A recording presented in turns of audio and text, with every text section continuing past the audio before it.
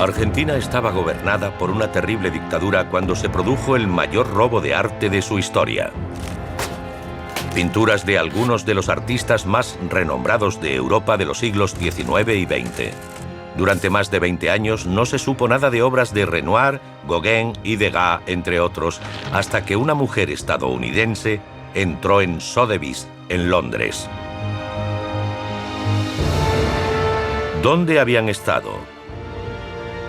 El robo generó muchos rumores sobre quién debía estar detrás del delito, y se barajaron hipótesis tales como que fueron vendidas a cambio de armas para el régimen. Pero, ¿por qué eligieron estas pinturas? Era un misterio que recorrió 3 continentes y se resolvió en un tribunal parisino. ¿Pero conseguiría el Museo de Buenos Aires recuperar esas obras tan valiosas?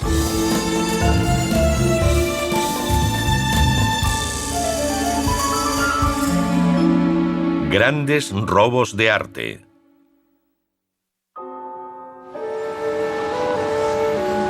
Los desaparecidos.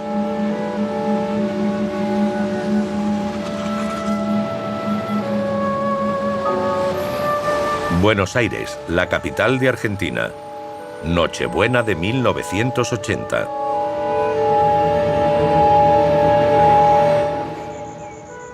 Argentina está bajo el yugo de una brutal dictadura militar.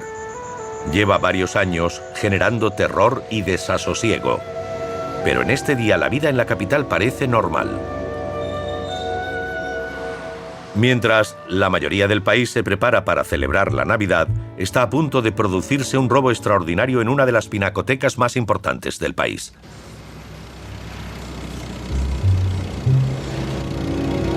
Un grupo misterioso entra en el Museo de Bellas Artes, en el centro de la ciudad. Los tesoros que alberga se encuentran sin vigilancia durante el periodo navideño. Poco después de la medianoche, un coche aparca ante el museo. Sus misteriosos ocupantes se acercan a la parte trasera del edificio.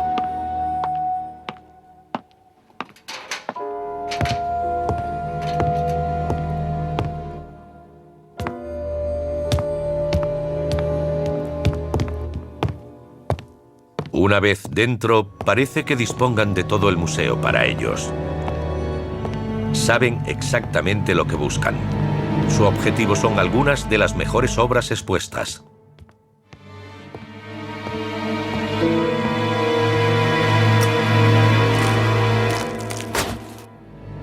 Entre las pinturas robadas están Cabeza de una joven con cinta azul de Renoir,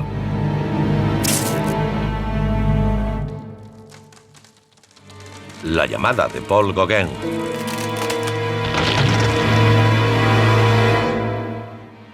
y El camino de Paul Cézanne.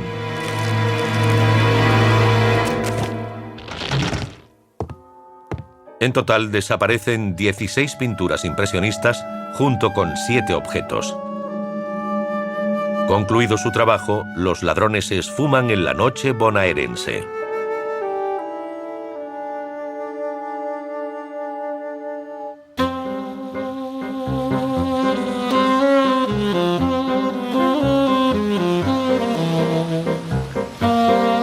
Las obras robadas, con alguna excepción, pertenecían a la colección de una rica mujer de la alta sociedad argentina, Mercedes Santamarina. El robo fue desolador para la familia. La reacción de la familia después del robo de la colección fue de tristeza. Estábamos muy tristes porque las autoridades no fueron capaces de adoptar unas mínimas medidas de seguridad para evitarlo. No habían robado una sola obra, eran 16 en total, así que los ladrones habían cometido un delito importante. Estábamos muy tristes y muy enfadados.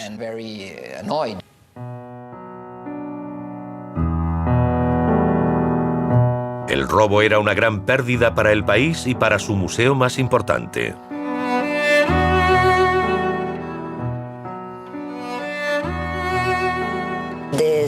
La colección Santamarina es muy importante para nuestro Museo de Bellas Artes en Buenos Aires. Es una colección muy importante para nosotros, no solo por la calidad de las pinturas, sino porque se trata de un periodo notable.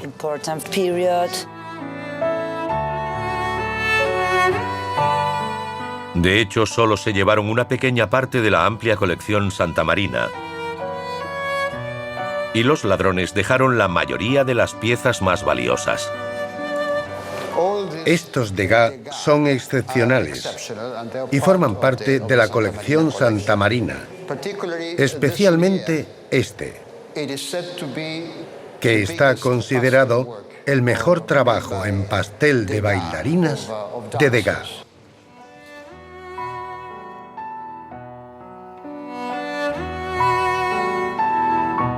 Además de las pinturas, la colección de Mercedes incluía otras piezas excepcionales que no interesaron a los ladrones. Aquí hay objetos y pinturas mucho más propios de un museo de artes decorativas que de un museo de bellas artes. Pero el legado exigía que se expusieran juntas y hemos intentado mantener el ambiente del siglo XIX que ellos querían cuando lo donaron.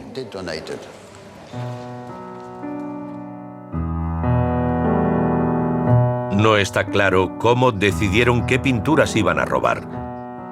De todos modos, solo se llevaron piezas pequeñas. Se llevaron 2 dibujos de Degas.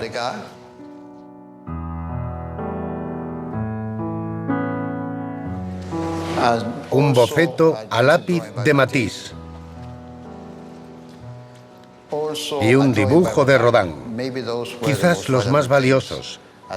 Todas eran piezas pequeñas, las más fáciles de manejar y de llevarse. Fue una gran pérdida.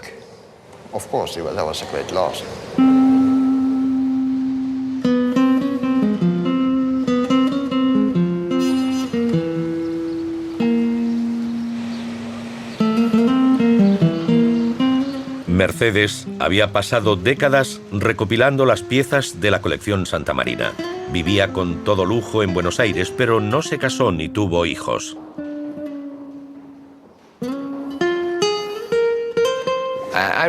Recuerdo que visitar la casa de Mercedes Santamarina en Buenos Aires era como visitar un museo. Era así. La casa estaba muy ordenada, todo perfecto. Como no había niños, lo tenía todo precioso. Realmente era como visitar un museo. Y me gusta mucho ese Renoir, mucho.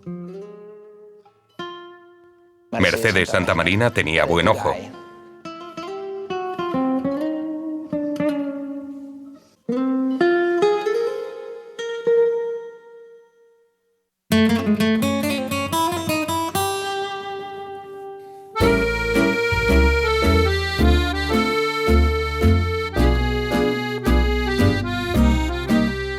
Viajaba a París con frecuencia y allí compró muchas de las pinturas y de las obras de arte.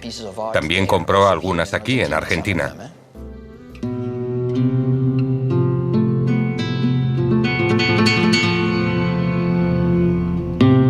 Mercedes Santamarina donó en vida su amplia y extraordinaria colección al Museo de Bellas Artes.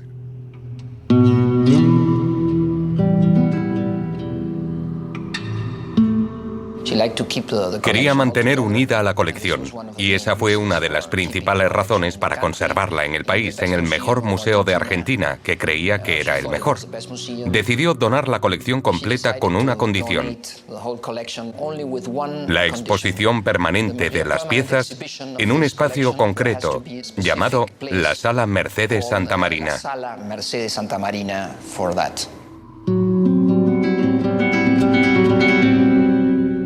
Ese fue el objetivo de los ladrones.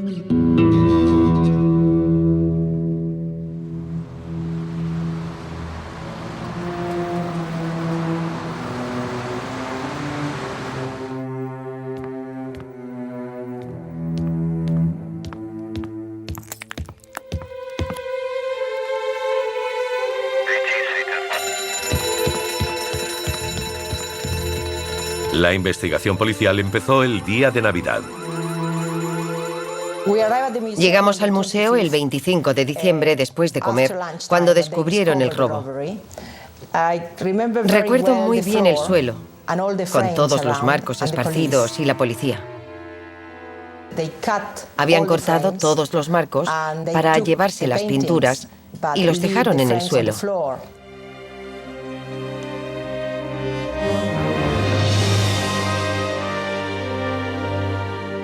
Los investigadores se dieron cuenta enseguida de la ausencia de medidas de seguridad en la galería.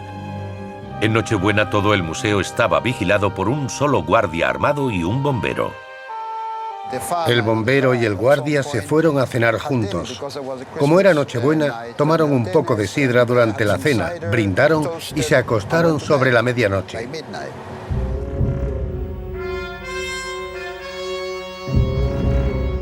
No hicieron una ronda por las salas hasta la mañana siguiente, como hacían a diario.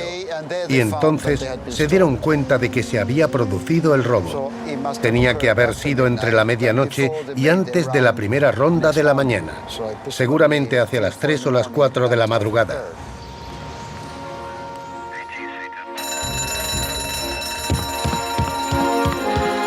Cuando el vigilante se despertó ya era demasiado tarde.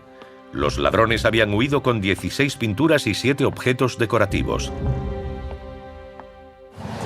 Esta parte nueva del museo se estaba construyendo entonces y estaban reformando las nuevas galerías. Las condiciones de seguridad eran bastante pobres en esa época. La policía dedujo que accedieron al edificio por aquí dando un salto.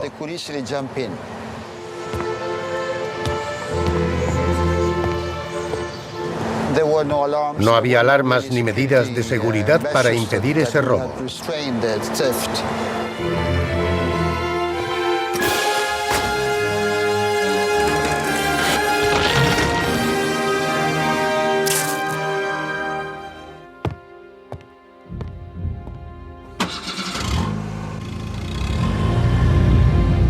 Pero ¿quién pudo haber sido el responsable de un robo tan audaz? En 1980, Argentina llevaba 4 años gobernada por la Junta Militar. Miles de activistas políticos, sindicalistas y estudiantes desaparecieron. Supuestamente estaban muertos. Las torturas y muertes promovidas por el régimen y perpetradas por los escuadrones de la muerte estaban a la orden del día. La policía y las fuerzas de seguridad estaban por encima de la ley. Así que ¿quién iba a descubrir la verdad sobre el robo de unas pinturas? En aquel momento, digamos, la justicia estaba intervenida por el poder militar y la policía estaba subordinada al ejército. En ese sentido, no se puede hablar de una gran investigación. Durante el régimen militar en Argentina, el ambiente estaba muy enrarecido. Era muy peligroso ser periodista. Para nosotros, y para mí personalmente, que era corresponsal política, el robo era la prioridad número 12.000. Con 30.000 personas desaparecidas, investigar quién había robado las pinturas impresionistas era una de mis últimas prioridades. En este clima de terror, nadie reclamó información sobre el robo. Pero un testigo anónimo afirmó haber visto algo que podía mantener alejada a cualquier persona interesada en el caso.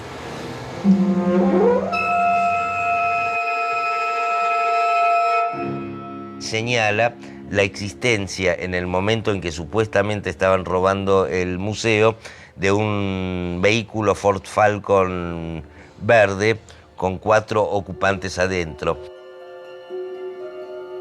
Los grupos operativos que salían a recorrer las calles, los patrulleros eran Ford Falcon y los autos operativos que usaban los agentes que no iban de uniforme eran también Ford Falcon verde, y con esos eran los autos con los que hacían las detenciones de...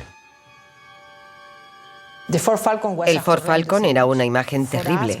Para nosotros era la imagen del terror, con una persona armada ordenando que se retiraran todos los coches. Yo trabajaba enfrente de una de esas sedes policiales que aparentemente era un campo de concentración.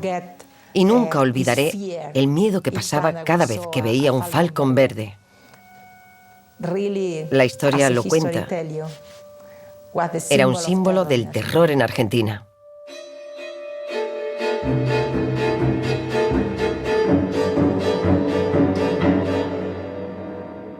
existen grandes sospechas de que la zona haya estado liberada. ¿Qué quiere decir eso en el argot policial argentino? Que ante la comisión de un determinado delito existiría una especie de complicidad de las autoridades que debían vigilar tanto el museo como los alrededores del museo, y de hecho, y de ex profeso, no lo hicieron.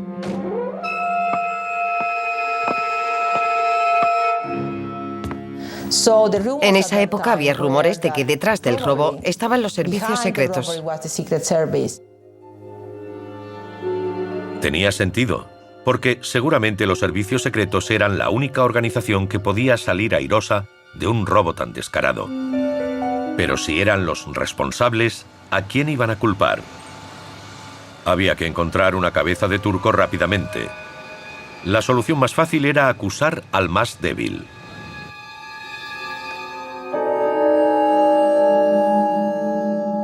Los principales sospechosos de haber sido los entregadores, fueron todos serenos, pero rápidamente y aún bajo esas adversas circunstancias.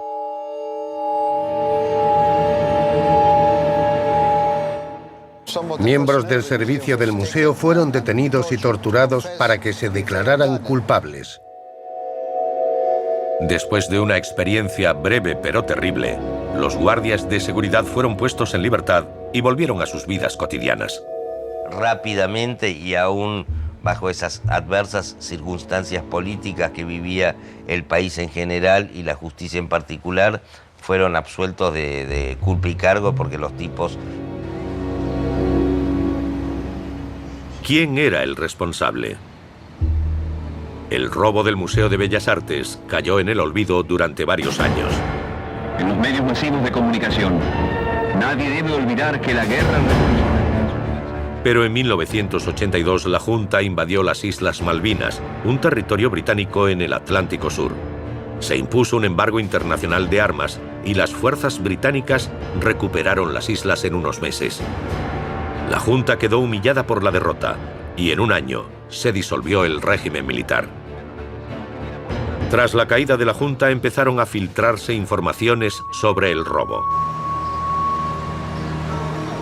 En medio de las luchas internas entre los grupos de inteligencia, se produjo el secuestro de un alto cargo, con el objetivo de saldar cuentas pendientes entre distintas facciones. Un hombre del que se sospechaba que era agente doble fue secuestrado y torturado. Su nombre era Patricio Kelly.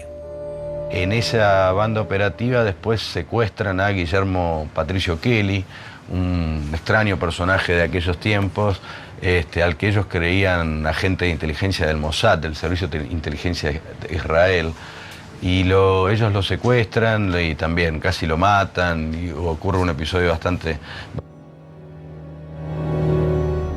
El responsable del secuestro fue Aníbal Gordon, que trabajaba para el servicio de inteligencia más infame de la época, el SIDE.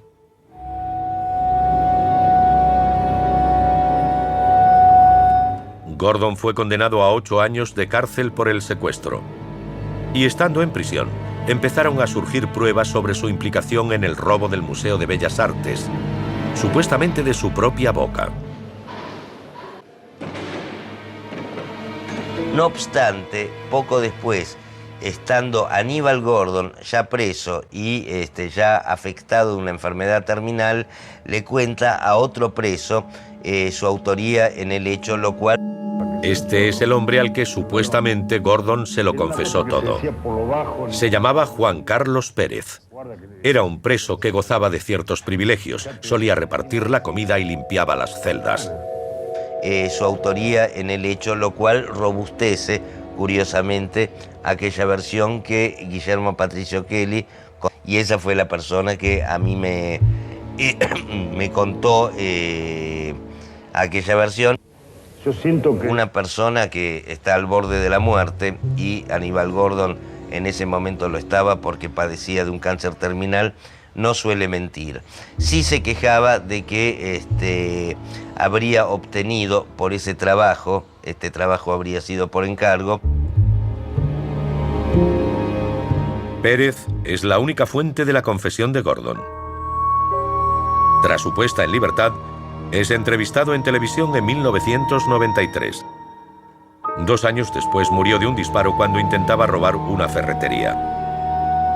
Gordon había muerto en 1988. Si era uno de los responsables, se llevó a la tumba los motivos y la persona que iba a beneficiarse del trabajo. Yo relaciono el robo con la lucha interna en la Junta Militar entre 2 grupos que querían tener la presidencia y necesitaban dinero para conseguirlo. Creo que ese es el motivo por el que roban en el museo e intentan vender las pinturas en el extranjero y fracasan.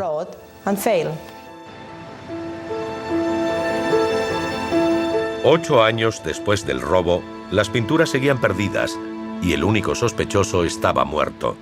El rastro se había enfriado.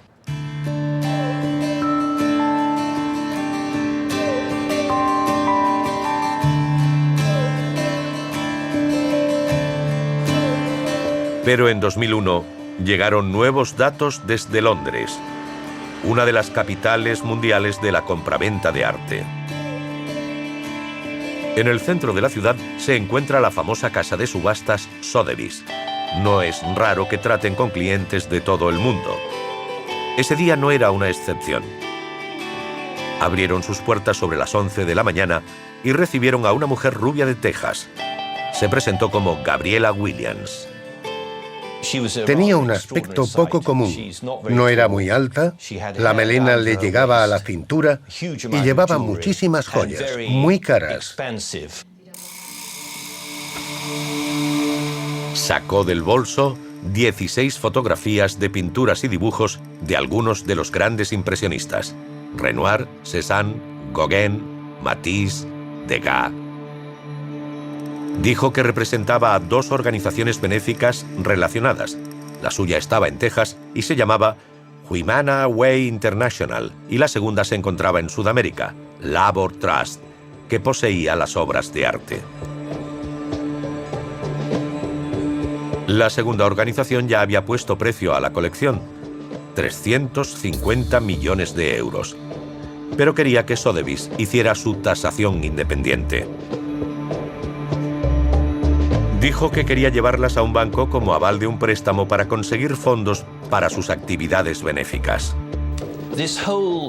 La táctica de la hipoteca, que significa llevar las obras de arte a un banco o cualquier otra organización que preste dinero, se instrumentó con la idea de conseguir algún dinero antes de vender las obras.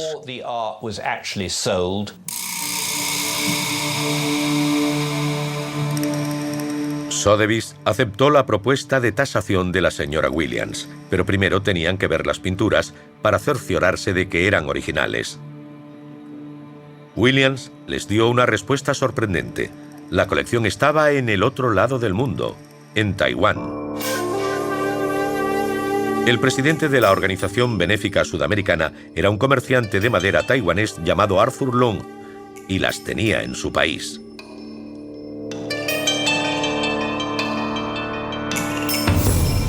Sotheby's no pareció inmutarse y envió a un experto de la oficina de Hong Kong junto con su representante en Taiwán. Gabriela Williams también viajó hasta allí y finalmente se les unió Arthur Long. Las llevaron hasta un almacén siguiendo un camino muy confuso. En él había una especie de oficinas y las pinturas y los dibujos estaban guardados en un cajón. Sacaron todas las obras para que los enviados de Sotheby's pudieran inspeccionarlas y empezaron a tomar fotografías para el informe. Pero en cuanto vieron los lienzos sin marco ni bastidor, se dieron cuenta de que ese no era un caso habitual.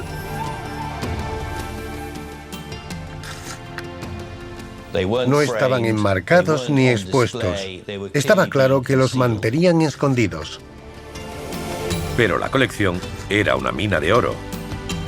Había 3 óleos pequeños de Renoir, todos de menos de 50 centímetros de ancho.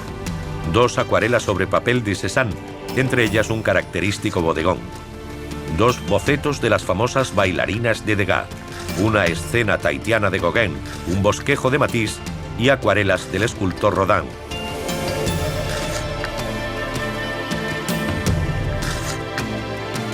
El personal de Sotheby's confirmó la autenticidad de las obras y valoró la colección en más de 4 millones de euros, mucho menos de lo que habían estimado las organizaciones, 350 millones.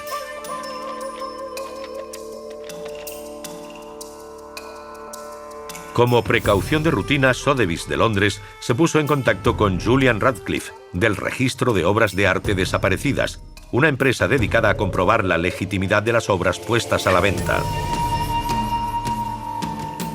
Registramos más de 10.000 objetos robados cada año y tenemos unas 180.000 obras en nuestra base de datos. Además, tenemos informes de unos 300.000 objetos vendidos anualmente y comparamos 3 por semana. En cualquier momento del año hay más de 150 casos en proceso.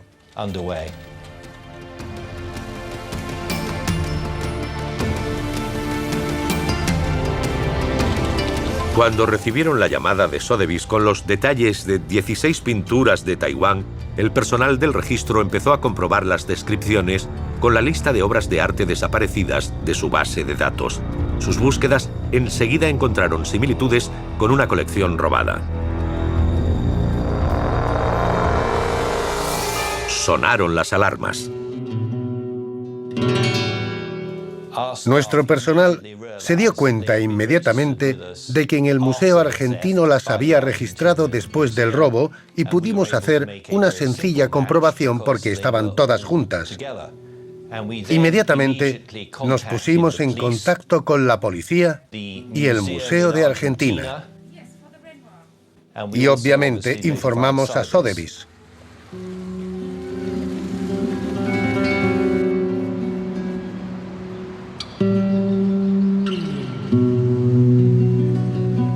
En Argentina, el Museo Nacional de Bellas Artes de Buenos Aires recibió con sorpresa la noticia de que las pinturas hubieran aparecido en Taiwán. El entonces director del museo en esa fecha, Jorge Glusberg, lo recibe primero con sorpresa porque, bueno, este fue el botín, fue el robo considerado uno de los robos del siglo para nuestro país. Entonces tomó la cautela de mantener el contacto. Estuve en esa época, él estaba como con cierta excitación, porque era recuperar este botín era...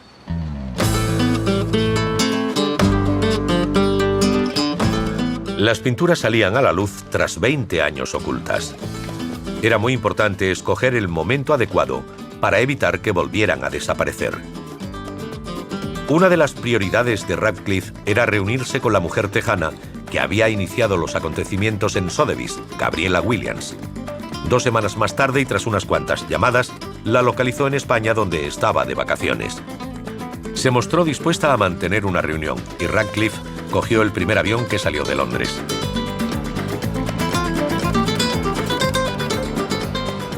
Gabriela Williams le contó cómo se había implicado en el tema de las pinturas e incluso aportó documentación justificativa. Pero insistió en que actuaba de buena fe. Su excusa era que intentaba reunir fondos con fines benéficos. Y me comentó que varias personas de Estados Unidos se habían puesto en contacto con ella y le habían pedido ayuda para hipotecarlas o conseguir dinero con ellas.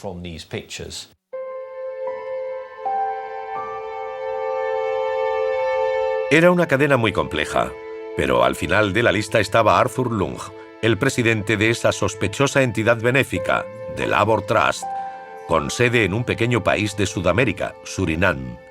Lung buscaba un socio para obtener fondos con las pinturas. Williams, según decía, buscaba financiación para su fundación. No hay pruebas que justifiquen que Gabriela actuara de mala fe. En marzo de 2001, Williams y Lung firmaron una serie de acuerdos en los que cada uno entraba en el comité de la fundación del otro. Un mes más tarde, ella se encontraba en Londres para asistir a la reunión en Sotheby's y llevaba una serie de documentos que le había dado Lung en los que una serie de personajes ilustres afirmaban que la colección era legítima.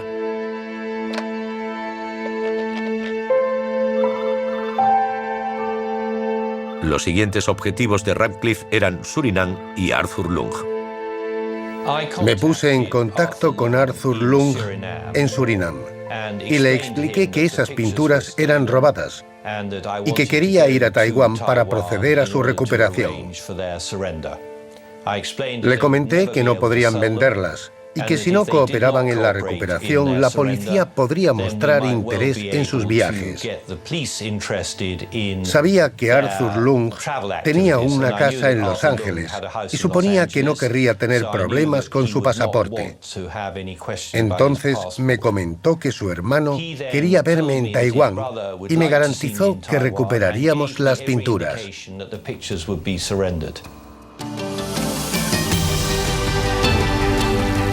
Empezaron las negociaciones para visitar al hermano de Arthur Lung, Jung Hui Lung, encargado de las obras en Taiwán. En enero de 2002, después de una serie de retrasos, acordaron reunirse en la capital, Taipei.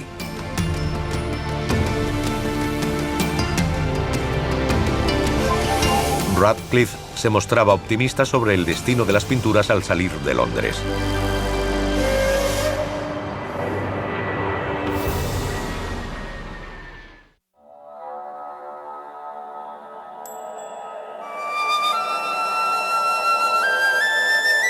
En enero de 2002, Julian Radcliffe llegó a Taiwán para reunirse con un hombre que aparentemente poseía unas pinturas robadas 20 años antes en el Museo de Bellas Artes de Buenos Aires. Julian Radcliffe se encontró con Jung Hui Lung en el vestíbulo de su hotel en Taipei. Durante mi visita a Taiwán, quedó muy claro que Lung quería dinero. Fue muy truculento. Me dijo que Occidente había saqueado el arte de la civilización china, algo cierto, y que había tesoros nacionales chinos en todos los museos de Europa Occidental. ¿Por qué tenían que devolver esas obras? Quería convencerme de que las había comprado de buena fe, pero no aportaba pruebas que lo demostraran, así que supe que no era cierto. Radcliffe regresó con las manos vacías, pero no sentía que su viaje hubiera sido un fracaso. Durante su conversación, Lung había mencionado una información que Radcliffe creía que podría ayudar a resolver uno de los grandes misterios del caso: la extraña conexión entre Argentina y Taiwán. Le pregunté qué le animaría a devolver las pinturas, además de recibir un pago, algo que no queríamos hacer. Dijo que si el gobierno de Taiwán le decía que las devolviera, lo haría. Entonces le pregunté a qué ministerio se refería y me dijo que al de Defensa.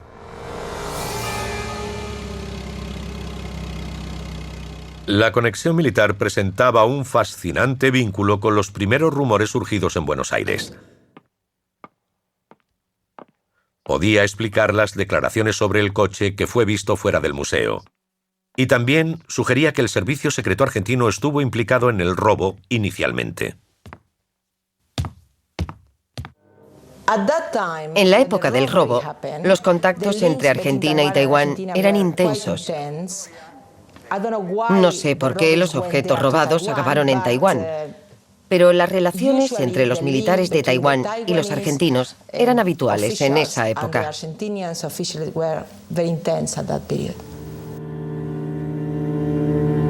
Había una hipótesis bastante fiable sobre esa relación.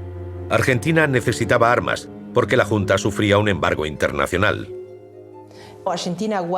Argentina estaba bajo un embargo militar durante la dictadura, sobre todo por parte de Estados Unidos y Europa, y no podían comprar armas en ningún lado. Taiwán funcionaba como intermediario.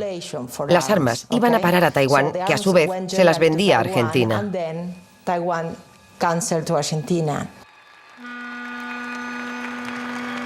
Enseguida Radcliffe tuvo su propia teoría. Podía ser que las pinturas hubieran llegado a Taiwán para pagar una venta de armas. Me preguntaba si algunas de las armas se vendieron durante la Guerra de las Malvinas, cuando a Argentina le costaba tanto obtenerlas y Taiwán no cumplía con las sanciones de las Naciones Unidas.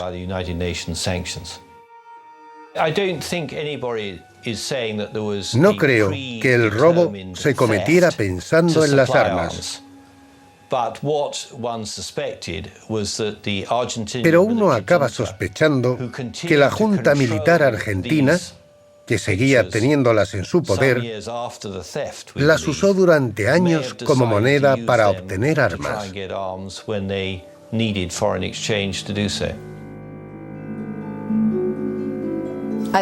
Creo que es una buena historia, pero no sé si es verdad. Cualquiera que sea la teoría acertada, el hecho es que las 16 valiosas pinturas seguían bajo llave en el almacén de Lung en Taiwán.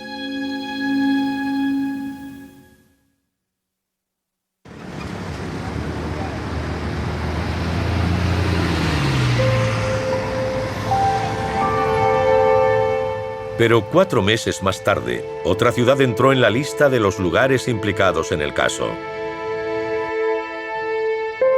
En París, donde Mercedes Santamarina había comprado las obras, se producía un nuevo giro de importancia.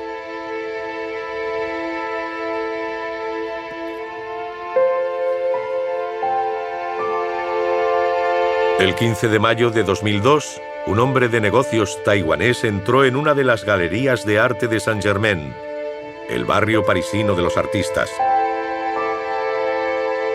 El propietario de la galería, Pascal Langsberg, lo reconoció enseguida. Conozco a este hombre desde los años 90, porque me compraba pinturas chinas en esa época. Siempre me contaba que su tío tenía una colección de pinturas impresionistas en Taiwán.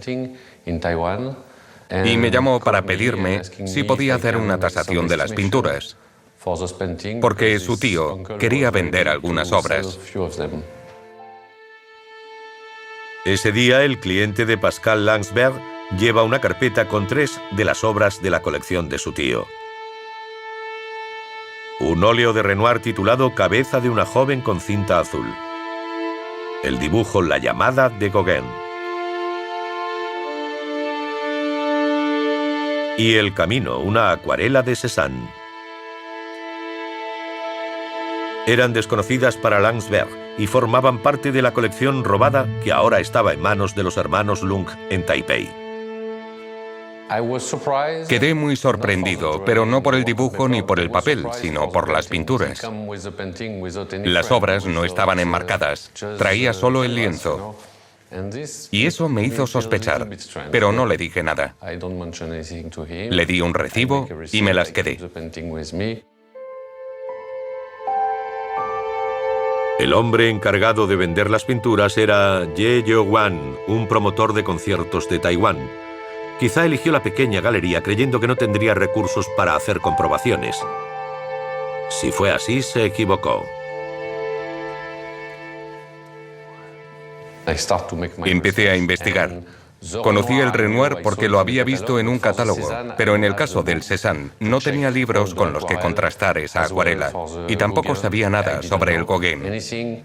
Uno de mis mejores amigos, Philippe Casso, es especialista en pintura impresionista y moderna, y le pedí que investigara.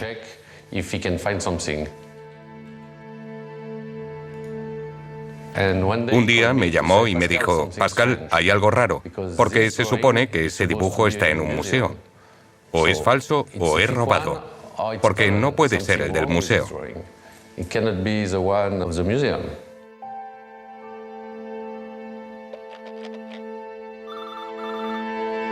El amigo de Langsberg le aconsejó ponerse en contacto con el registro de obras de Londres para comprobar que el Gauguin no era robado.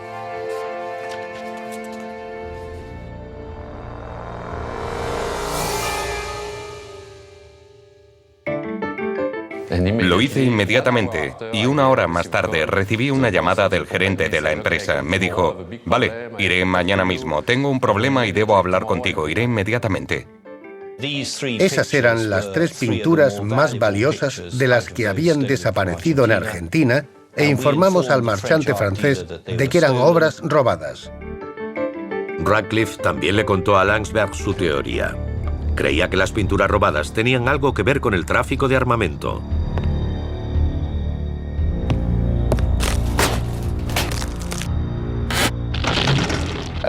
En ese momento me asusté un poco, porque me pedía que guardara las pinturas, y le dije, bueno, entiendo que tenga que quedármelas, pero por favor, tráigame a algún policía. No quiero que me hable sobre venta de armas. No quiero que me maten por guardar esas pinturas. Tiene que encontrar a un funcionario que autorice que me las quede, porque no quiero nada que suponga una amenaza para mí.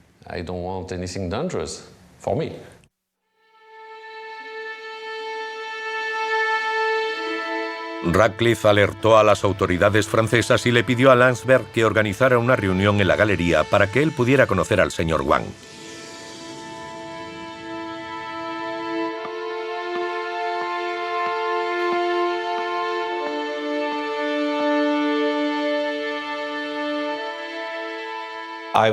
Me acompañaron arriba y conocí al taiwanés que había llevado las pinturas a la galería. El propietario del registro de Londres vino y le enseñó su pasaporte. Dijo, soy Julian Radcliffe, el director de la empresa. ¿Puede enseñarme su pasaporte? Él contestó, no tengo que enseñarle nada. Se puso muy nervioso y enfadado. No dejaba de moverse. Dijo que era indignante que nos dedicáramos a comprobar que las pinturas no eran robadas y usó los mismos argumentos que había usado conmigo el señor Lung, que Lung las había comprado de manera legal, aunque no trajera pruebas. Mi cliente no se mostraba asustado ante todo lo que le decía. Comentaba, nosotros lo tenemos todo, somos los propietarios de la pintura. No tenía miedo. Llamó a su tío en Taiwán y hablaron en chino. Le expliqué que no podía devolverle las obras porque la policía y los juzgados iban a implicarse en el caso. El cliente aceptó y me dijo, de acuerdo, esperaremos. Sabemos que somos los propietarios, tenemos pruebas. Está bien. Los tribunales franceses le pidieron a Pascal que guardara las 3 pinturas mientras se llevaban a cabo los trámites legales. Las tenía guardadas. Estaban en una caja de cartón. Durante un tiempo estuve algo preocupado porque tenía las pinturas en mi depósito y siempre movemos cosas, cambiamos cosas de lugar. A veces nos preguntamos, ¿dónde están esas pinturas?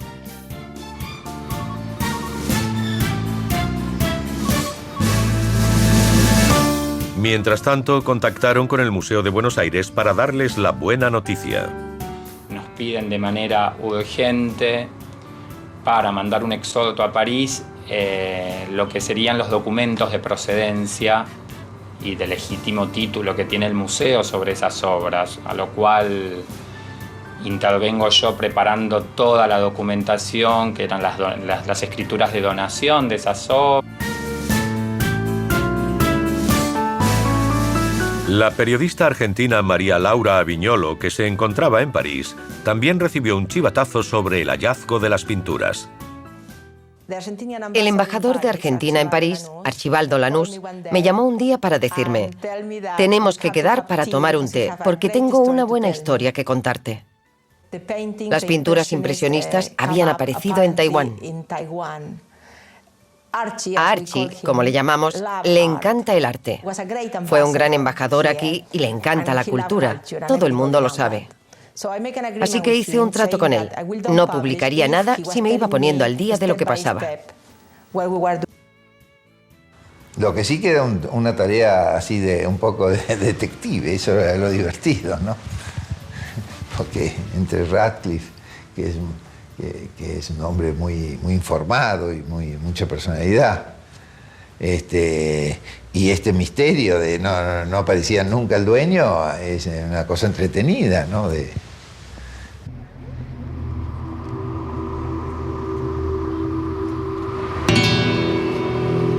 Los tribunales decidirían quién era el propietario de las obras. Mientras, Julian Radcliffe se embarcó en una valiente propuesta para conseguir que el resto de la colección llegara a París. Se instaló en un hotel en una avenida del centro de la ciudad e invitó a Wang a visitarlo.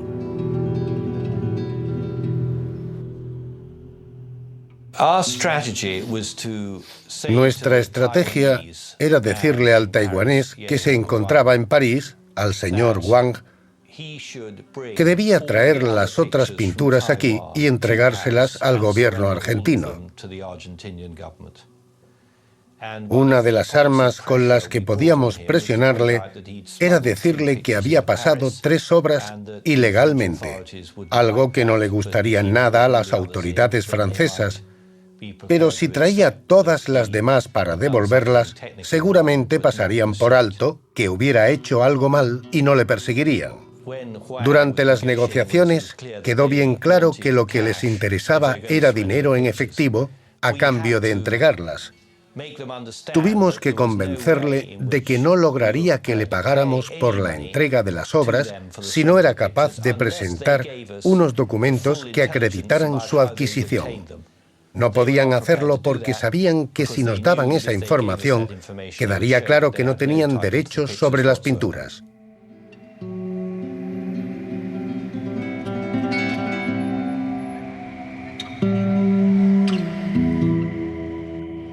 Las negociaciones estaban en punto muerto y ambas partes delegaron el trabajo en los abogados. Radcliffe se reunió con el letrado francés que representaba al cliente de Taiwán. Cada vez tenía más confianza en la recuperación de las obras. Era un interlocutor muy sofisticado y pensamos que era el único hombre en el mundo capaz de convencer al taiwanés de llegar a un acuerdo y entregar las pinturas. Pero la colección Santa Marina iba a sufrir las consecuencias de un giro inesperado. Radcliffe pensaba que cada vez estaba más cerca de las pinturas robadas, pero el abogado francés en el que Radcliffe parecía haber puesto tantas esperanzas no era lo que esperaba.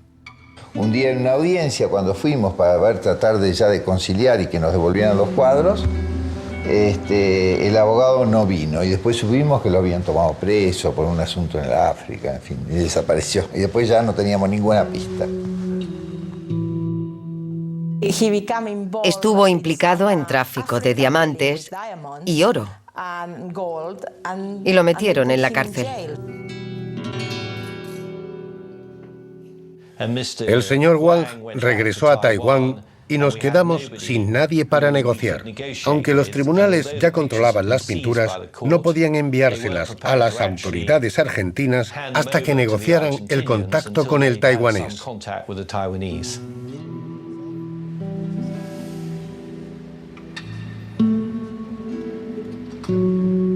El proceso quedó estancado durante 3 años. Las 13 pinturas que estaban en Taiwán quedaban fuera del alcance y las 3 que se encontraban en París estaban atadas legalmente.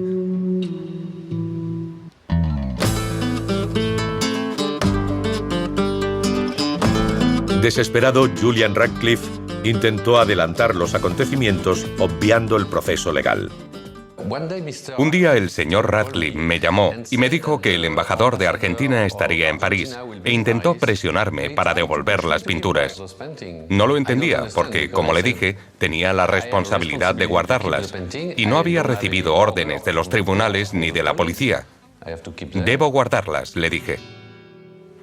No volvió a llamarme nunca más.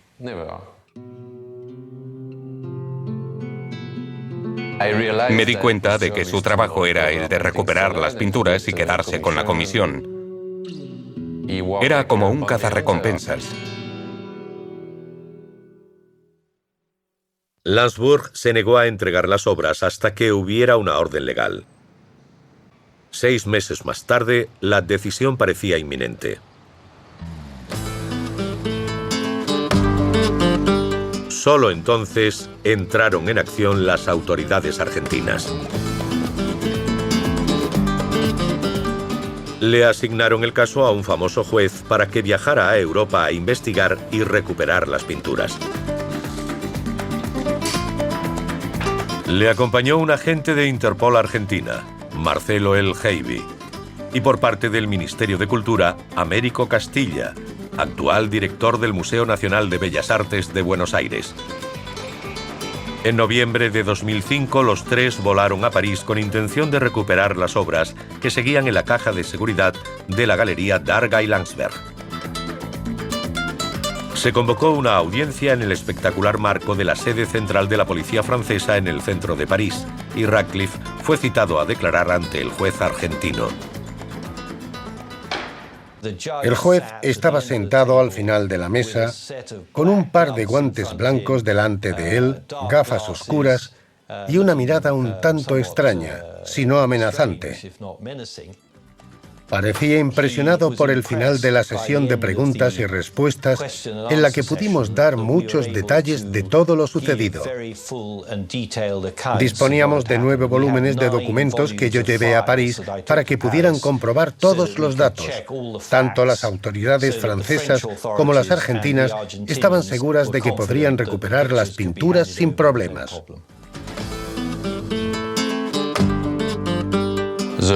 La policía me dijo que devolveríamos las pinturas al museo. Ellos me acompañarían a la galería para llevárselas.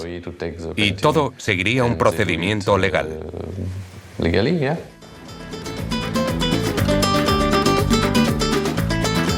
El 14 de noviembre de 2005, la delegación argentina recibió las 3 pinturas en París.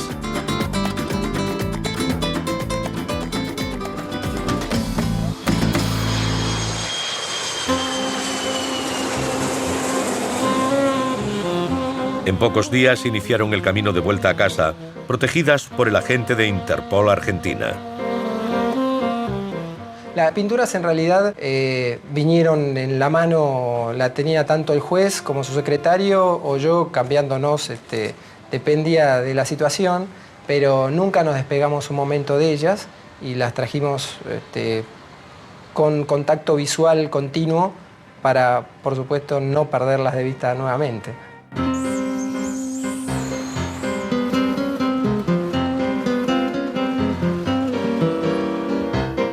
Finalmente, casi un cuarto de siglo después del robo, las pinturas volvían a entrar en el Museo de Bellas Artes de Buenos Aires.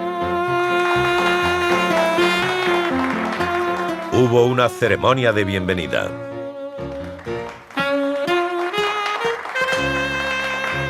A pesar de la larga ausencia, los empleados buscaron los marcos originales en los almacenes del museo. Estas son las 3 pinturas que recuperamos el año pasado.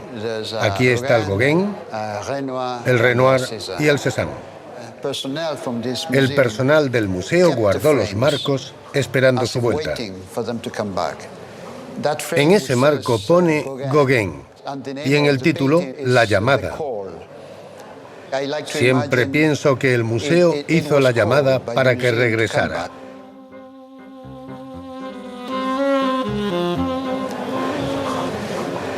Lo mismo pasa con Cézanne. Pero esos 2 marcos originales llegaron en la donación de la familia Santamarina.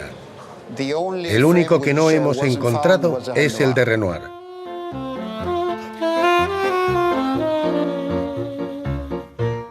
No nos notificaron nada. Nos enteramos por la prensa y nos alegramos mucho. Y yo, especialmente, de la recuperación del Renoir, que es precioso.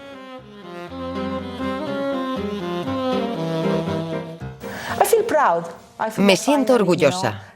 Como argentina fue muy bonito formar parte de la operación que recuperó algo que forma parte de nuestra historia.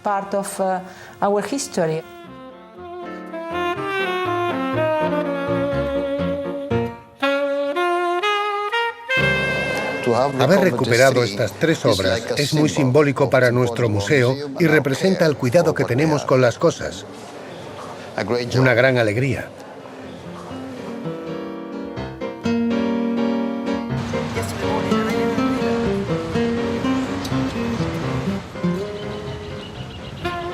Pero a pesar del júbilo, el destino de las otras 13 obras sigue sin estar claro. Entre ellas hay obras poco conocidas de Matisse, Cézanne, Renoir y Degas. ¿Podrán recuperarse? No creo que el gobierno recupere más pinturas, porque tendría que pagar por ellas, y eso no le interesa.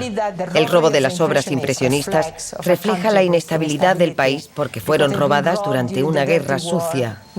Nadie se preocupó por buscarlas, y ahora, en democracia, no le interesan a nadie. Ahora nadie se acuerda de las pinturas que quedan en Taiwán. Los otros 13 están en algún lugar, seguramente bajo control de los taiwaneses, directa o indirectamente. Puede que algún día intenten venderlas, y ese será el momento en que las encontremos.